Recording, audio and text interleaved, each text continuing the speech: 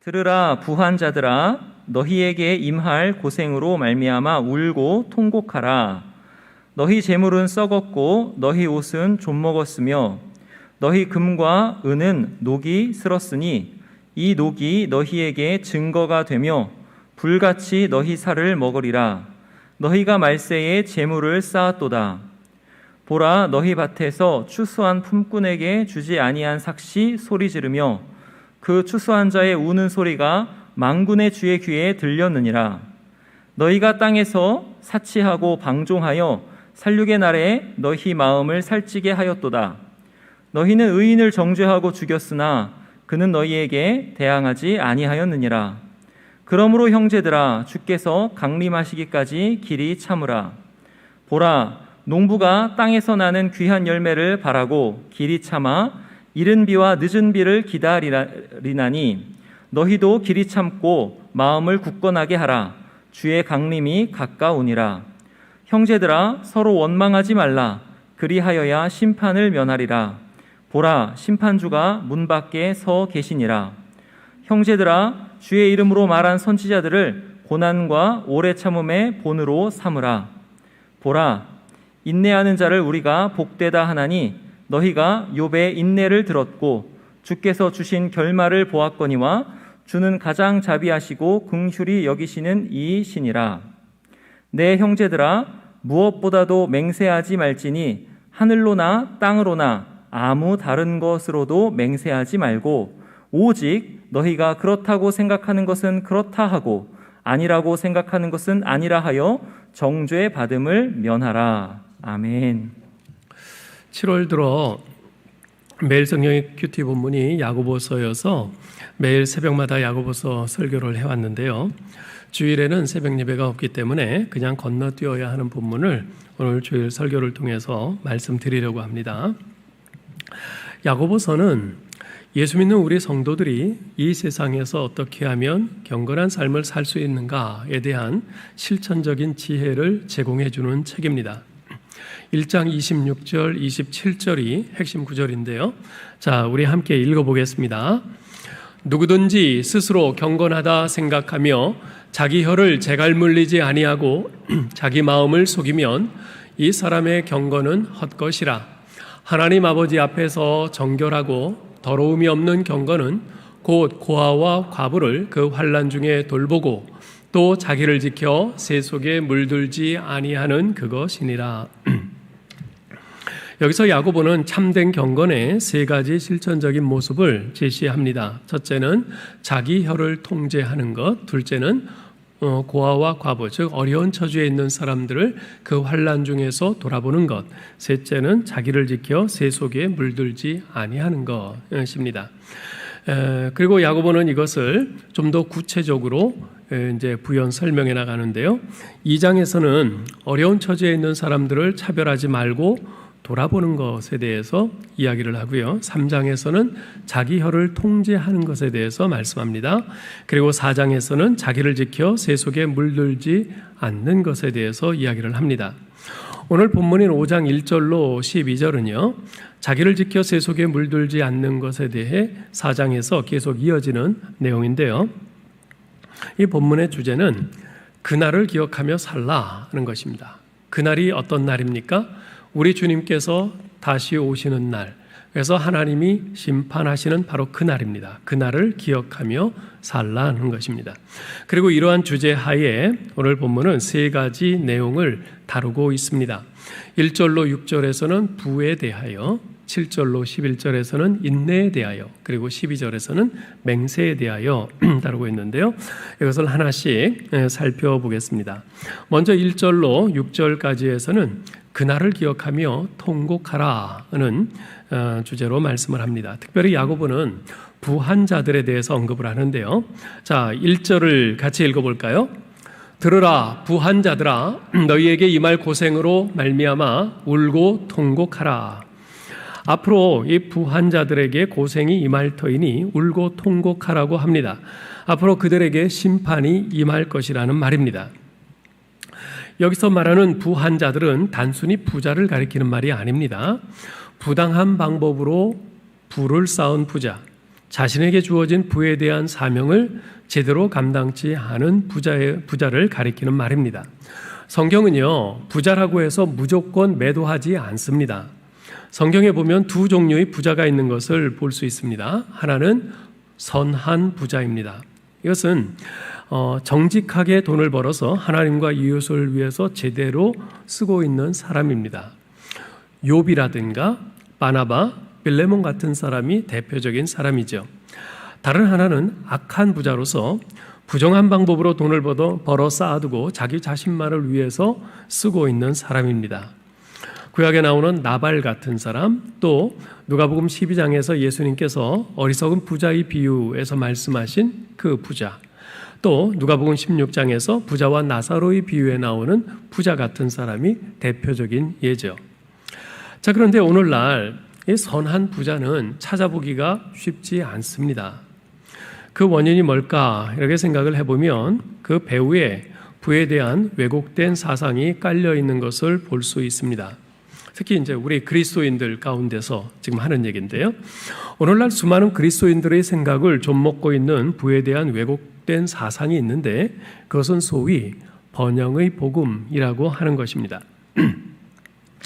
이 번영의 복음에서는 이렇게 주장합니다. 부와 성공은 주님께 신실하다는 표지이다. 돈을 많이 벌 수 있도록 사업이 잘 되고 교회가 더 커지도록 헌금이 많이 들어오는 것은 하나님이 축복하셨기 때문인데 그것은 바로 성도들의 신실함에 대한 대가이다 라고 이야기를 합니다. 우리의 귀를 혹하게 하는 그런 말이죠. 자, 그런데요, 만일 이 말대로라면 부자가 못되고 실패한 사람은 하나님이 저주한 사람이란 말입니까? 작고 가난한 교회는 성도들이 신실하지 않아서 하나님이 축복하시지 않은 교회라는 말인가요? 천만의 말씀이죠. 이것은 완전히 거짓된 복음입니다. 어떤 목사님은 이렇게 말하기도 합니다. 나는 우리 교인들이 모두 부자가 되기를 기도한다. 그래서 모든 교인들이 하나님의 살아계심을 맛볼 수 있기를 원한다. 저도요, 경제적으로 어려움을 겪고 있는 우리 교도를 볼 때마다 너무나 안타까운 마음에 그분들이 그 어려움에서 벗어날 수 있게 해달라고 하나님께 간구하곤 합니다. 그러나 부자가 되어야 하나님의 살아계심을 맛볼 수 있는 것은 아닙니다. 사도 바울은 빌립보서 4장 12절에서 이렇게 고백한 바 있습니다. 나는 비천에 처할 줄도 알고 풍부에 처할 줄도 알아. 모든 일 곧 배부름과 배고픔과 풍부와 궁핍에도 처할 줄 아는 일체의 비결을 배웠노라. 이 말은 경제적으로 넉넉할 때만 하나님을 경험한 것이 아니라 비천하고 궁핍한 상황에서도 하나님의 살아계심을 맛보고 경험했다는 것입니다. 사랑하는 성도 여러분, 부자가 되는 것이 반드시 하나님의 축복은 아닙니다. 자신이 부당한 방법으로 돈을 벌어 쌓아놓고 자신과 자기 가족만을 위해서 쓴다면 그 사람은 악한 부자인 것이요, 그의 부는 결코 축복의 산물이 아닙니다. 그러므로 이런 거짓 복음에 주의하고 경각심을 가져야 합니다. 우리 주님께서는 일용할 양식을 구하라고 하셨지 결코 부자가 되도록 구하라고 하지는 않으셨습니다. 야고보는 이러한 악한 부자들에게 하나님의 심판을 엄중히 경고합니다. 2절, 3절 읽어보죠. 너희 재물은 썩었고 너희 옷은 좀 먹었으며 너희 금과 은은 녹이 슬었으니 이 녹이 너희에게 증거가 되며 불같이 너희 살을 먹으리라. 너희가 말세에 재물을 쌓아도다. 여러분, 물이 고이면 썩죠. 옷을 옷장 안에 처박아 두면 좀이 먹습니다. 재물도 마찬가지입니다. 내 수중에 쌓아두고 있으면 썩어요. 금과 은은 어떤가요? 금과 은은 원래 녹이 슬지 않는 금속입니다. 그런데 야고보는 자기 수중에 쌓아두고만 있으면 금과 은조차도 녹이 쓴다고 말합니다. 그리고 그 녹이 불같이 그들의 살을 먹을 것이라고 말합니다.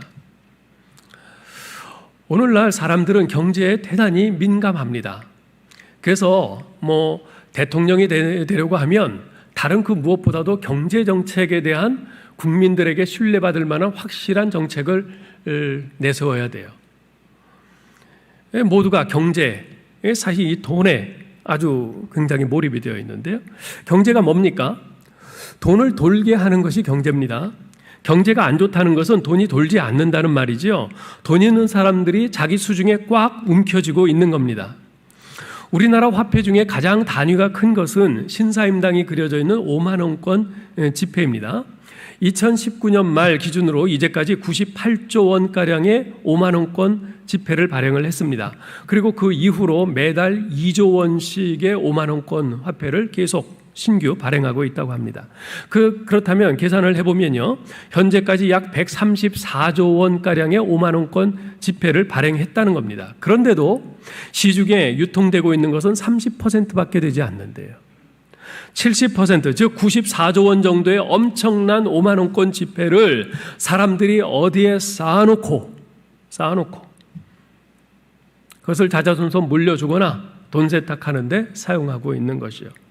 그 돈을 여기저기 투자도 하고 어려운 처지에 있는 사람들을 위해서 기부도 하고 그래야 돈이 돌면서 많은 사람들이 다 같이 혜택을 보게 될 텐데, 그러지 않고 그저 수중에 쌓아두고만 있으니 그 재물은 썩어가고 다른 이들은 더 어렵고 그런 것이죠. 여러분, 이 악한 부자들이 심판받는 이유는 단순히 그들이 부자이기 때문이 아닙니다. 재물을 쌓아두고서 차라리 자기 수중에서 그것이 썩을지언정 선한 일을 위해서 베풀지 않는 악한 마음 때문에 하나님께 심판받는 것입니다. 악한 부자는 재물을 쌓는 일에 정신이 팔려 종말이 오는 것도 있고 자기가 심판을 쌓아가고 있는 것도 모릅니다. 그러나 심판날이 오면 그들이 사용하지 않고 그저 자기 수중에 쌓아둔 그 썩은 재물과 좀먹은 옷, 녹슨 금과 은이 그들을 고발할 것입니다. 자신의 손에 쥐어진 부에 대한 사명을 망각한 채 그것을 주신 하나님보다 재물을 더 의지하고 자랑한 그들에게 하나님의 준엄한 심판이 있을 것입니다. 자, 그런데 야고보가 지적하는 악한 부자들의 죄는 그 정도가 아닙니다. 자, 4절과 6절을 읽어보겠습니다. 보라, 너희 밭에서 추수한 품꾼에게 주지 아니한 삭시 소리 지르며 그 추수한 자의 우는 소리가 만군의 주의 귀에 들렸느니라. 너희는 의인을 정죄하고 죽였으나 그는 너희에게 대항하지 아니하였느니라. 하나님께서 악한 부자들을 심판하시는 두 번째 이유는 그들이 부당한 방법으로 재물을 모았기 때문입니다. 악한 부자들은 자기 밑에서 일하는 사람들의 임금을 정당하게 지불하지 않고 어떻게든 적게 주려고 합니다. 어떻게든 착취를 하려고 합니다. 심지어는 해치기까지 하지요. 그러나 그들이 정당하게 지불하지 않은 임금이 소리를 지른다고 그래요. 그러한 억울함을 당한 사람들이 울부짖는다고 말합니다. 그리고 하나님께서 그 소리를 들으신다고 말씀하십니다. 그처럼 다른 이들의 눈에서 피눈물이 나오게 한 자들에게는 하나님의 준엄한 심판이 기다리고 있습니다. 사랑하는 성도 여러분, 이 세상은요, 이제까지 돈의 논리로 움직여져 왔습니다. 이 세상은 돈이 많아야 행복하게 살 수 있다고 믿습니다. 이 세상은 돈만 있으면 뭐든지 할 수 있다고 믿습니다. 돈만 있으면 심지어 귀신도 부릴 수 있다고 그렇게 믿습니다. 그래서 너도 나도 돈을 벌기 위해, 아니 더 많이 소유하기 위해서 치열한 다툼을 벌이고 있습니다. 돈만 벌 수 있다면, 돈을 조금이라도 더 많이 가질 수만 있다면 못할 일이 없다고 생각하면서 살아갑니다. 정의, 법, 우정, 의리, 인륜, 도덕, 윤리, 이러한 우리 인간 사회를 지탱하고 있는 중요한 기본 가치들이 오늘날 돈의 논리 앞에서 여지없이 무너지고 있는 것을 우리는 매일매일 목도하며 살고 있습니다. 그래서 돈 앞에서는 비정의, 불법, 불의, 반인륜, 부도덕, 비윤리 등이 판을 치고 있죠. 꽝 잡는 게 매라고, 어떻게 해서든 돈만 벌면 그것이 장땡이라고 사람들은 생각을 합니다. 그런데 그러한 돈의 논리가 오늘날 우리 그리스도인들과 교회에도 잠식해 들어와 있는 것을 봅니다. 신자들 가운데는 어떻게든 돈을 벌어야 교회에 헌금도 할 것 아니냐, 어떻게든 돈을 벌어서 헌금을 많이 해야 그 돈으로 교회가 하나님 사업을 많이 할 것 아니냐, 이런 생각을 가지고 있는 사람들이 꽤 있습니다. 아니, 상당히 많습니다. 이것은 하나님을 정말 가난한 자로 만드는 것입니다. 하나님이 그렇게 가난하세요? 여러분이 헌금 안 하시면 하나님께서 아무것도 하지 못하실 만큼 하나님이 그렇게 가난한 분이십니까? 그래서 내가 어떻게든 무슨 방법을 써서라든 부정한 방법을 써서라도 내가 돈을 모아서 헌금을 해야지만 하나님 나라가 돌아가고 하나님 나라의 일이 펼쳐지는 겁니까? 언젠가 인터넷 뉴스에 이런 기사가 실린 것을 보았습니다. 어떤 사람이 20억인가를 탈세를 해서 고발을 당했어요. 조사를 해보니까 그 사람이 교회를 다니는데 교회에 매달 100만 원씩 꼬박꼬박 11조를 하더라는 겁니다. 이런 사람이 바로 돈의 논리에 지배당한 신자인 것이죠. 무슨 수를 써서라도 돈을 많이 벌어서 교회에 헌금하면 돼. 여러분, 내 소득에 부정과 불의가 들어있지 않은지 잘 살펴야 합니다. 면밀히 살펴야 합니다. 하나님께서는 결코 불의의 재물을 기뻐하지 않으십니다. 성도와 교회는 돈의 논리가 아닌 하나님의 논리, 성경의 논리를 따라가야 합니다. 부한 것을 쫓아가기보다 옳은 것을 쫓아가야 합니다. 불을 쫓아가고 돈의 논리를 따라가는 것은 세속에 물드는 것입니다. 세속에 물들지 않고 자기를 지키기 위해서는 하나님의 논리, 성경의 논리로 무장하고 옳은 것을 쫓아가야 합니다. 가난하게 살더라도 불의하게는 살지 않겠다. 아무리 어려워도 불의한 돈은 쫓아가지 않겠다. 오직 하나님께서 말씀하시는 것을 쫓아 옳은 것을 따라가겠다. 이것이 곧 자기를 지켜 세속에 물들지 않는 경건의 삶인 것입니다. 하나님께서 악한 부자들을 심판하시는 세 번째 이유를 5절에서 이렇게 말합니다. 같이 읽어보죠. 너희가 땅에서 사치하고 방종하여 사륙의 날에 너희 마음을 살찌게 하였도다. 하나님께서 악한 부자들을 심판하시는 세 번째 이유는 그들이 사치하고 방종하며 살기 때문에 그렇습니다. 이 부분에서 우리 신자들도 분명히 자신의 삶을 면밀히 점검하고 살펴보아야 합니다. 내 삶에서 물질적으로 사치하고 방종하며 살고 있는 부분은 과연 없는가? 우리는 종종 이런 말을 사람들이 하는 것을 듣습니다. 내가 노력해서 내가 땀 흘려서 번 돈 내 마음대로 쓰는데 그게 뭐 어때서 참견이야?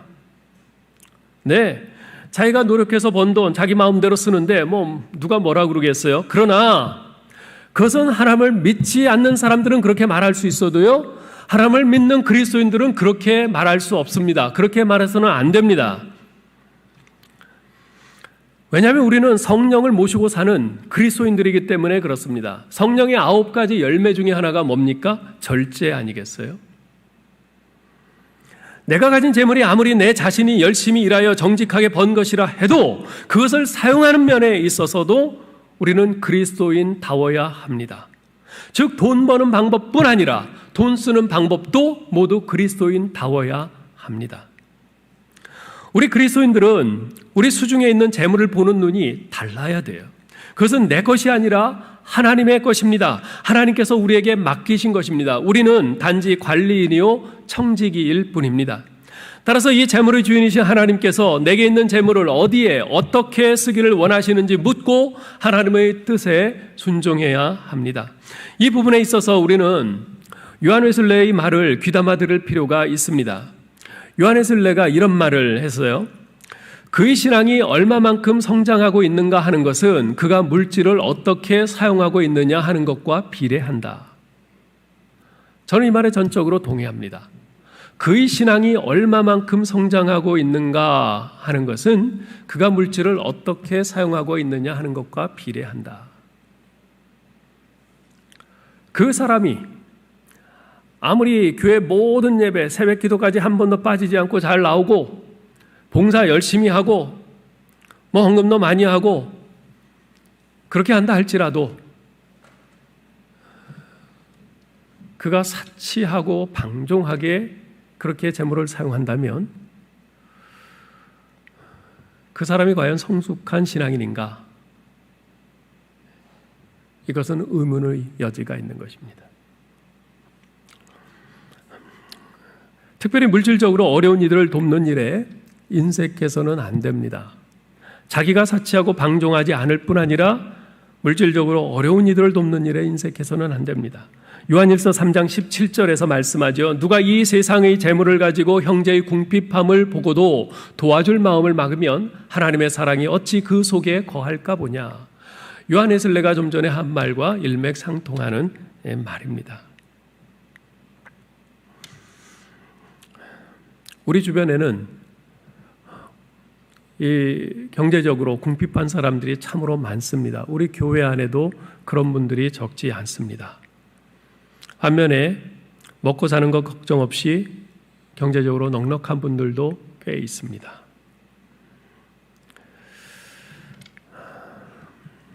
하나님께서 우리에게 주시는 메시지는 매우 분명합니다.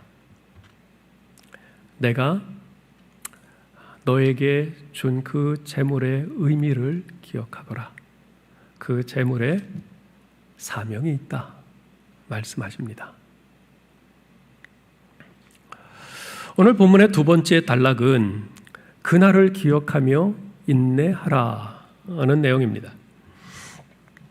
성경이 말씀하는 기독교 최고의 3대 덕목이 있는데요. 뭔지 아세요? 그것은 믿음, 소망, 사랑입니다. 그런데 이 세 가지를 완성시켜 나가는 데 있어서 꼭 필요한 실천적인 덕목이 있는데 그것은 바로 인내입니다. 사랑장인 고린도전서 13장에서는 사랑에 관해서 아름답게 묘사를 하고 있는데요. 근데 거기에 보면 이 사랑을 실천하는 데 있어서 인내가 꼭 필요함을 말씀하고 있어요. 사랑은 오래 참고, 사랑은 모든 것을 참고, 사랑은 모든 것을 견딘다 그랬어요.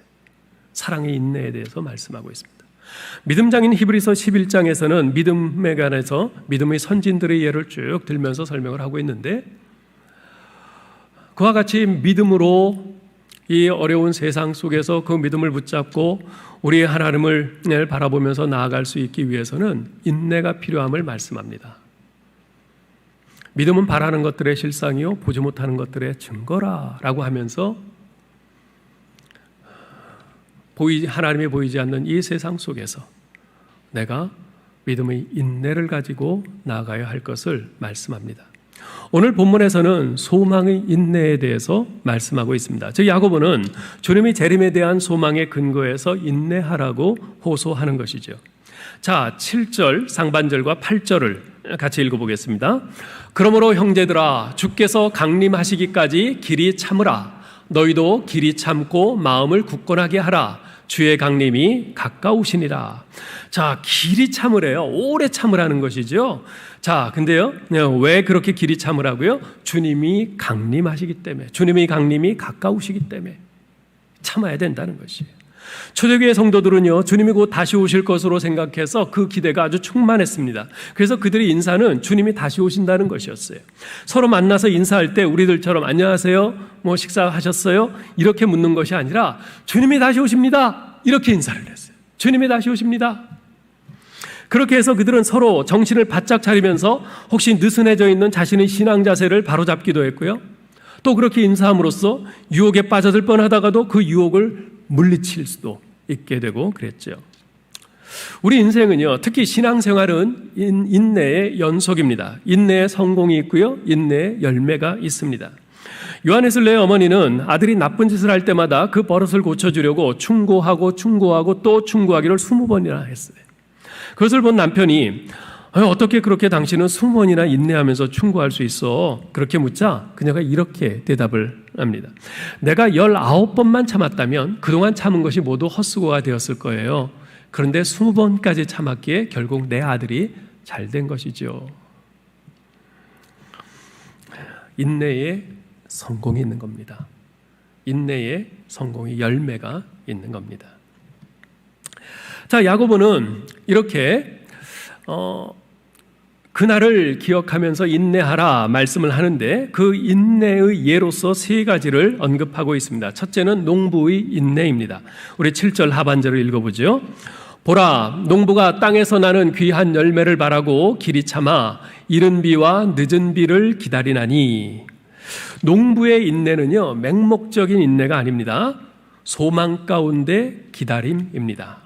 맹목적인 인내가 아니라 소망 가운데 기다림이에요. 농부는 땅에서 나는 귀한 열매를 바라고 길이 참아 기다립니다. 그런 농부의 소망은요, 이제까지의 경험칙에 근거한 것입니다. 작년에 땅에 씨를 뿌렸더니 가을 되니까 풍성하게 열매를 맺었어. 재작년에도 땅에 봄에 씨를 뿌렸는데 가을 되니까 풍성하게 열매를 맺었어. 그 전에도 그랬고 그 전에도 그랬어. 이러한 경험칙에 근거해서 올해도 씨를 뿌렸으니 올 가을이 되면 반드시 열매를 맺을 거야, 이렇게 바라면서 인내하는 것이죠. 그러나 우리 성도의 소망은요, 그러한 경험칙에 근거한 것이 아닙니다. 오히려 그보다 훨씬 더 신뢰할 만한 주님의 약속의 말씀에 근거한 것입니다. 우리 주님께서는 요한복음 14장 1절로 3절에서 이렇게 말씀하셨습니다. 너희는 마음에 근심하지 말라. 하나님을 믿으니 또 나를 믿으라. 내 아버지 집에 거할 곳이 많도다. 그렇지 않으면 너희에게 일렀으리라. 내가 너희를 위하여 거처를 예비하러 가노니 가서 너희를 위하여 거처를 예비하면 내가 다시 와서 너희를 내게로 영접하여 나 있는 곳에 너희도 있게 하리라. 뿐만 아니라 사도행전 1장 10절로 11절에 보면 우리 예수님께서 승천하여 올라가실 때 제자들이 자세히 하늘을 쳐다보고 있는데 흰옷 입은 두 사람이 그들 곁에 서서 이르되 갈릴리 사람들아 어찌하여 서서 하늘을 쳐다보느냐. 너희 가운데서 하늘로 올라가신 이 예수는 하늘로 올라가심을 본 그대로 오시리라 하였느니라 하면서 그 약속을 또 증명하고 있는 것을 볼 수 있습니다.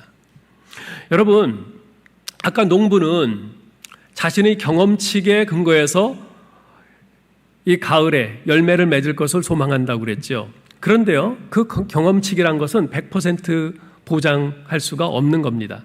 작년, 재작년, 그 전에 이제까지는 쭉 매년 봄에 씨를 뿌리면 가을에 풍성한 열매를 거뒀어요. 그래서 그걸 믿고 올해도 씨를 뿌렸는데 올해는 이상기후로 인해서 흉년이 와가지고 열매를 안 맺을 수 있잖아요.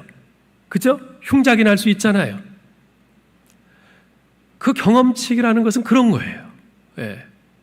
100%가 아닙니다. 그러나 우리 주님의 약속의 말씀은 100% 틀림없이 성취됩니다. 신실하신 하나님의 말씀이기 때문에 한 번도 거짓이 없으신 우리 주님의 약속이기 때문에 반드시 이루어집니다. 그래서 우리는 주님의 말씀에 소망을 두고 인내하며 기다리는 것이죠. 자, 두 번째 예로 들고 있는 인내는 선지자들의 인내입니다. 9절 10절 읽겠습니다. 형제들아 서로 원망하지 말라. 그리하여야 심판을 면하리라. 보라 심판주가 문 밖에 서 계시니라. 형제들아 주의 이름으로 말한 선지자들을 고난과 오래 참음의 본으로 삼으라. 선지자들의 인내는 고난 속에서 오래 참음입니다. 고난 속에서 오래 참음이에요. 과거 주의 이름으로 말한 사람들, 내가 주님을 신실하게 믿고 따르기 위해서 그렇게 헌신하며 산 사람들, 주님의 이름을 증거한 사람들, 그들은 자주 핍박을 당했어요. 엘리야나 예레미야 같은 선지자들뿐만 아니라 사도들도 그랬습니다. 그래서 사도행전 5장 40절에 보면 대제사장들이 사도들을 불러들여 채찍질하며 예수의 이름으로 말하는 것을 금하고 놓았다고 기록하고 있습니다. 예수 그리스도의 이름을 전한 것 때문에, 그리스도의 복음을 전한 것 때문에 붙잡아다가 채찍질하고 감옥에 가두었습니다. 심지어 죽이기까지 했어요. 마찬가지로 오늘날도 주의 이름을 위해서 사는 성도들은요, 과거의 선지자들이나 사도들처럼 고난을 피할 수가 없습니다. 이것은 우리 성도들의 운명입니다. 피할 수 없는 운명이에요. 우리가 이 악한 불신 세상 속에 발을 붙이며 살고 있는데, 만일 우리가 주의 이름과 상관없이 신자의 모습을 드러내지 않고 산다면 별 문제 없이 이 세상에서 편안하게 살 수 있을 겁니다. 세상도 우리에 대해서 별로 터치하지 않을 거예요. 그러나 만일 우리가 이 세상 속에서 주의 이름을 드러내면서 신자다운 모습으로 살고자 한다면 이 세상은 반드시 우리에게 도전해 올 겁니다. 우리에게 고난과 핍박을 가해 올 것입니다. 그럴 때 자칫하면 원망할 수 있어요. 하나님을 원망할 수도 있고요, 교회를 원망할 수도 있고요, 동료 신자들을 원망할 수도 있습니다. 또 나를 어려서부터 예수 믿게 한 부모를 원망할 수도 있어요. 그러나 야고보는 그럴 때 원망하지 말고 문 밖에 서 계시는 심판주를 기억하며 오래 참으라고 말씀합니다. 예수님께서도 팔복을 가르치시면서 바로 이 문제를 언급하신 바 있습니다. 마태복음 5장 11절 12절 같이 읽겠습니다. 나를 인하여 너희를 욕하고 핍박하고 거짓으로 너희를 거스려 악한 말을 할 때에는 너희에게 복이 있나니 기뻐하고 즐거워하라. 하늘에서 너희 상이 큼이니라. 너희 전에 있던 선지자들을 이같이 핍박하였느니라. 주님께서는 우리가 주님 때문에, 내가 주님을 믿는 것 때문에, 내가 주님을 믿는 믿음으로 바르게 살려고 하는 것 때문에 이 세상에서 욕을 당하고 핍박을 당하고 그렇게 악한 말을 당하고 그렇게 어려움을 당할 때 그것을 오히려 복으로 여기라. 기뻐하고 즐거워하라 말씀하십니다. 사랑하는 성도 여러분, 오늘날 이 세상은 우리 기독교와 교회에 대해서 결코 호의적이지 않습니다. 그런 이 세상에서 내가 그리스도인으로서 주님의 이름을 위하여 산다는 것은 절대 쉽지 않습니다. 조롱과 비아냥과 손가락질, 이런저런 불이익과 손해를 감수해야 할 수 있습니다. 그로 인한 정신적인 고통도 결코 만만치 않습니다. 그럴 때 그 누구도 원망하지 말고 문 밖에 서 계신 심판주 되시는 주님을 기억하며 인내하며 견디라고 말씀을 합니다. 자, 심판주 되시는 주님께서 어디 계시다고요? 문 밖에 서 계시대요. 문 밖에. 무슨 의미입니까? 가까이 오셨다는 겁니다. 주님이 재림하실 날이 가까이 다가왔다는 겁니다. 네. 주님께서 이 말을 2000년 전에 하셨어요. 그때로부터 2000년이 흘렀습니다. 그러니 얼마나 더 가까워졌겠어요. 우리 주님 오실 때가 가까워졌습니다.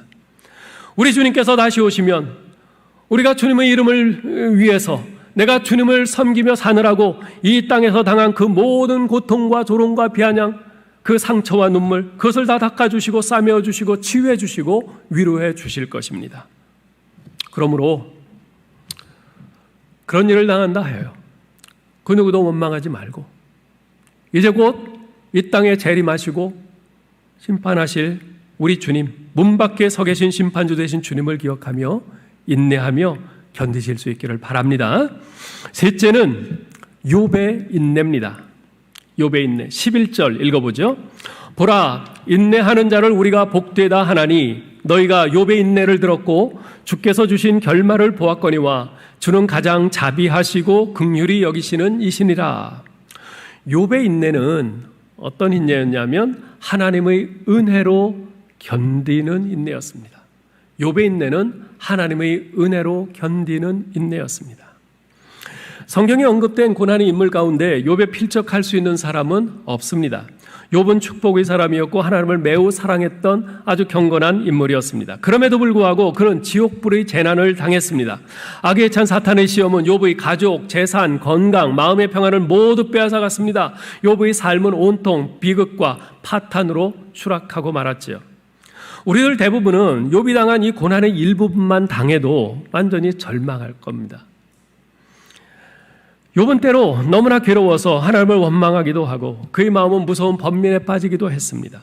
그의 계속되는 고난 속에서 그런 마음이 흔들리기도 했어요. 그러나 그의 고난에는 한계가 있었습니다. 하나님께서는 사탄이 욥을 괴롭힐 수 있는 한계를 정하셨어요. 거기까지.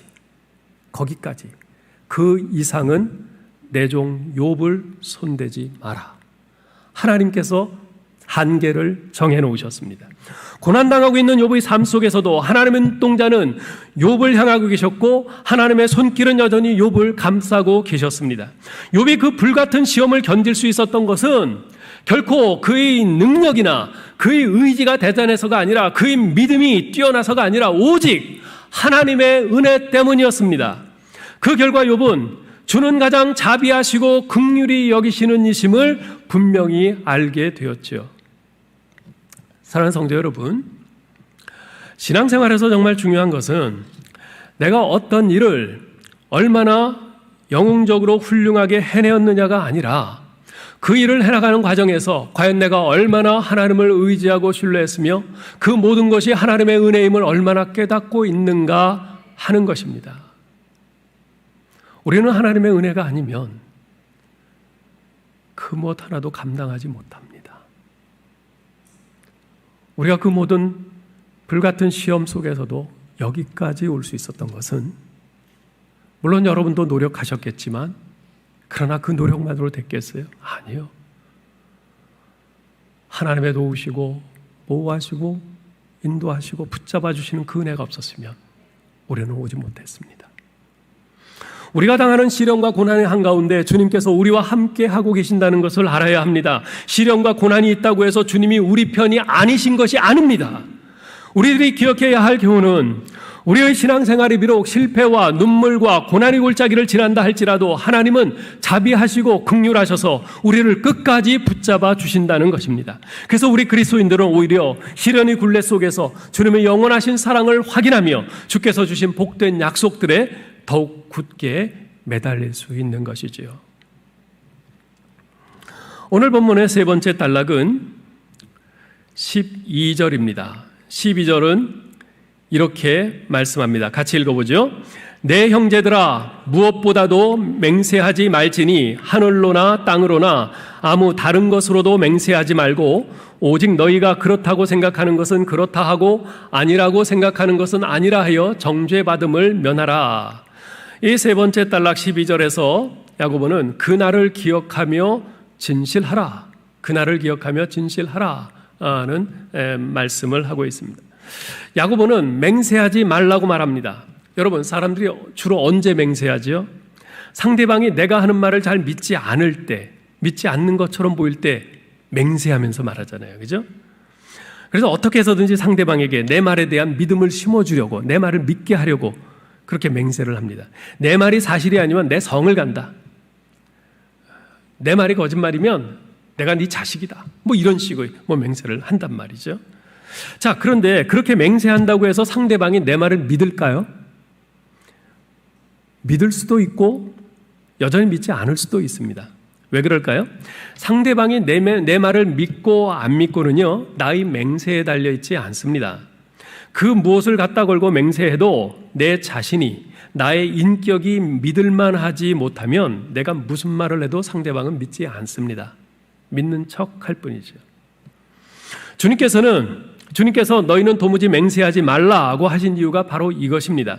중요한 것은 내 삶이, 나의 인격이 얼마나 진실된가 하는 것이지 내가 말을 얼마나 그럴듯하게 하느냐, 이것이 아닌 것입니다. 지금은 그런 것이 다 없어졌겠습니다만 오래전에 우리나라에서 가짜 참기름 파동이 있었습니다. 아마 어르신들은 다 기억하실 텐데요.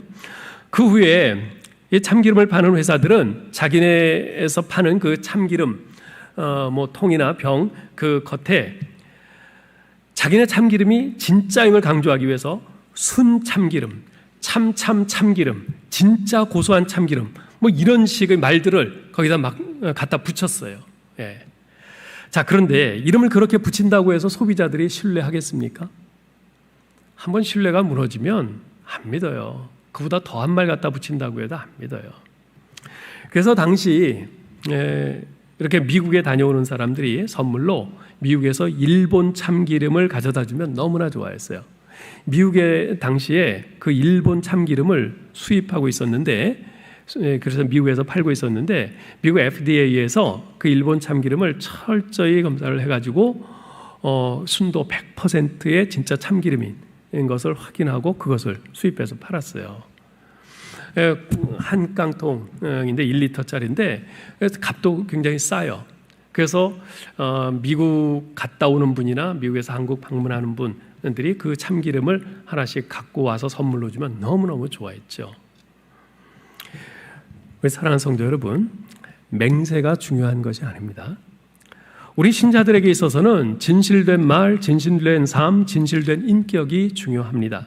거짓은 바로 하나님의 진실하신 성품, 진리이신 하나님과 정면으로 배치되는 것이고 직접적으로 하나님께 도전하는 것입니다.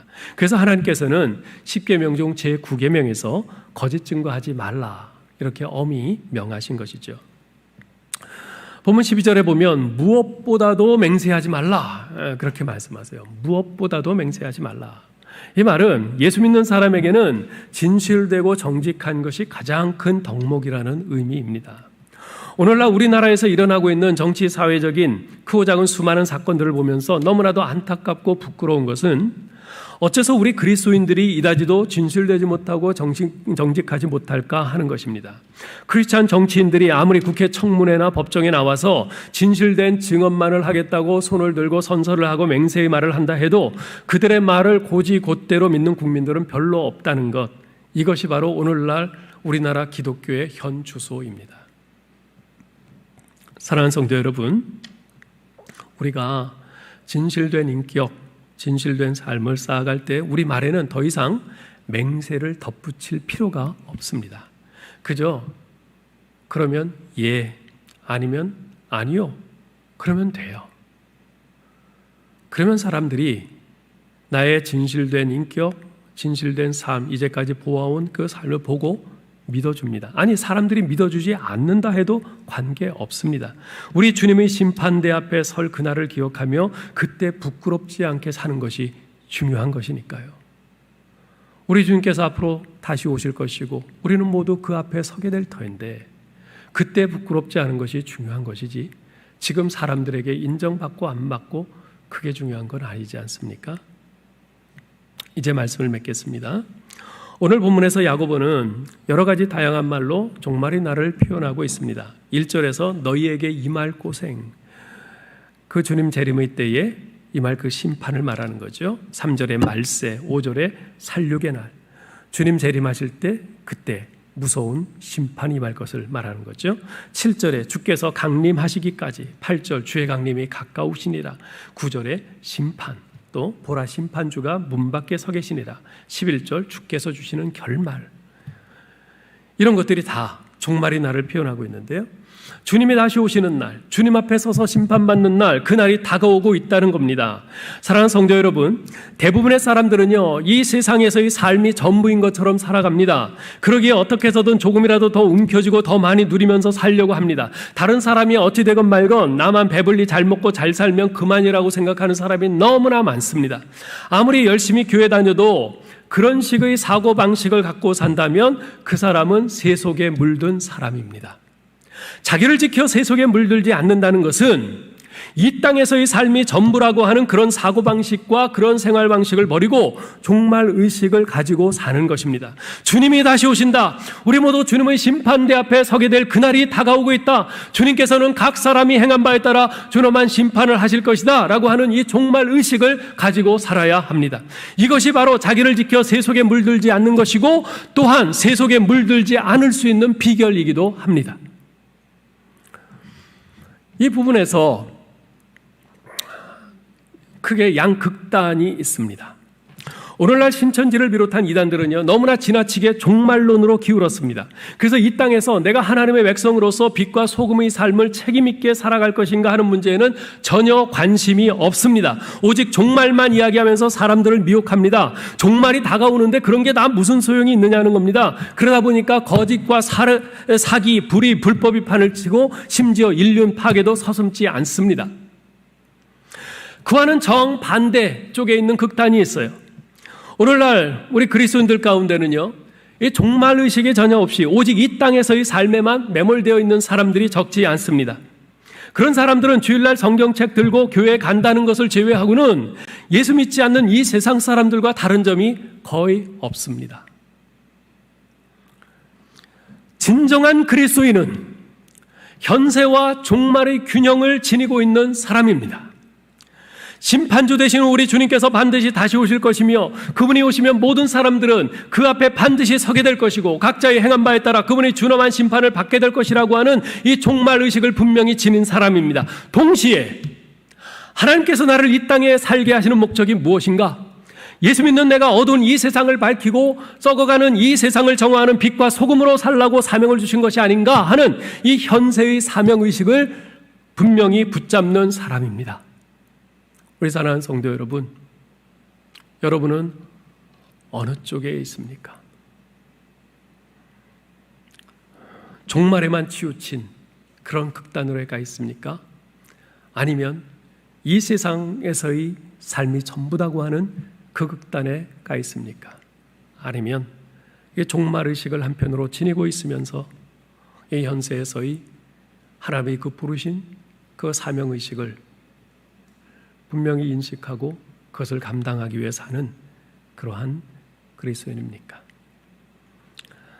아무쪼록 이러한 종말의식과 사명의식을 균형 있게 지내고 하루하루 세속에 물들지 않은 참된 경건의 사람으로 살아가는 우리 모두 될 수 있기를 주님의 이름으로 축원합니다. 하나님 아버지, 우리 주 예수 그리스도께서 다시 오실 그날을 믿음으로 바라보게 하여 주심을 감사드립니다. 비록 죄악으로 관영한 이 세상에 발붙이고 살지만 내 자신을 지켜 세속에 물들지 않도록 매 순간 우리 주님 다시 오실 그날을 기억하며 살게 하여 주시옵소서. 우리 주님께서 반드시 오신다는 그 종말의식을 한 손에 분명히 붙잡고 또한 다른 한 손에는 하나님께서 나를 이 땅에 두신 그 의미가 무엇인지 현세의 사명의식을 분명히 붙잡고 이 균형 잡힌 참된 경건의 사람으로 살아갈 수 있도록 도와주옵소서. 우리 주 예수 그리스도의 이름으로 기도하옵나이다. 아멘.